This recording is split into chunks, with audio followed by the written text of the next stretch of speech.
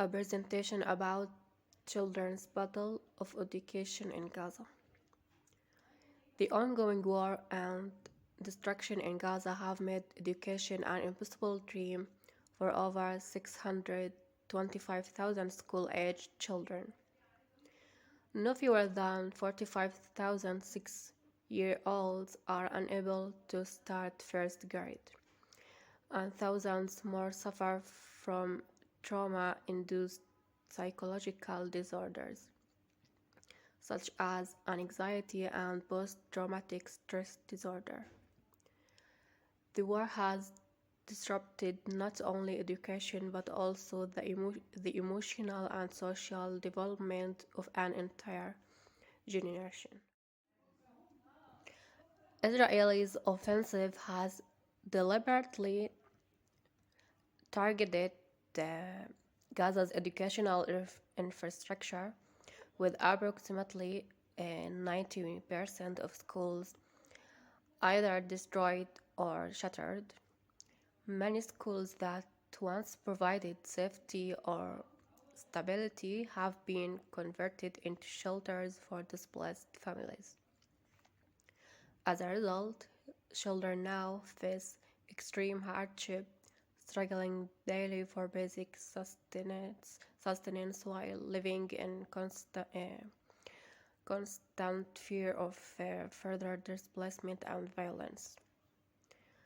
The absence of formal education leaves them uh, vulnerable to deep psychological distress, isolation, and hopelessness. Aunt Sumaya's story illustrates the dire conditions surrounding education in Gaza. An English teacher and mother of two, she continues to teach despite the destruction of her home and livelihood. Every morning, she sends her children, Muhammad and Adam, to school, knowing they must walk long distances through rubble and active danger zones. There is no transportation due to fuel shortages, and bombings frequently force schools to shut down unexpectedly. Hunger and deprivation are daily realities, with children often attending school without food, water, or even basic supplies. Beyond the destruction, schools struggle with unhygienic environments and a lack of essential resources. Many children endure freezing conditions in tattered clothes, while the spread of disease such as lice, skin infections, and respiratory illnesses has become rampant due to uh, poor sanitation and lack of medical aid. In some cases, children suffering from infections have had their limbs amputated because proper treatment was unavailable. The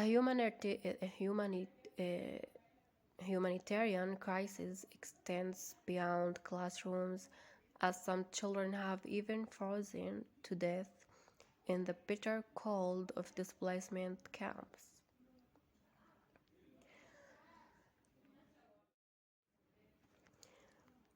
Despite these overwhelming challenges, teachers and families persist in their efforts to keep education alive. In makeshift classrooms, often just tents with a whiteboard, teachers like Sumaya continue to provide children with lessons in core subjects while incorporating activities to uplift their spirits. However, this informal approach cannot replace structured education, and without intervention, an entire generation risks being left without the knowledge and opportunities needed to rebuild their future.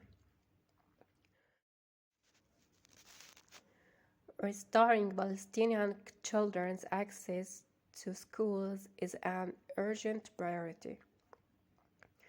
The international community must take immediate action to ensure children can resume their studies and hold Israel accountable for its systematic destruction of education. If the world fails to intervene, who will? If human rights organizations do not step in, who will protect these children's fundamental rights? Education is not just a right, it's the foundation for hope, stability, and the future of an entire nation. The global community must act now to prevent further devastation and ensure that Palestinian children are not robbed of their right to learn.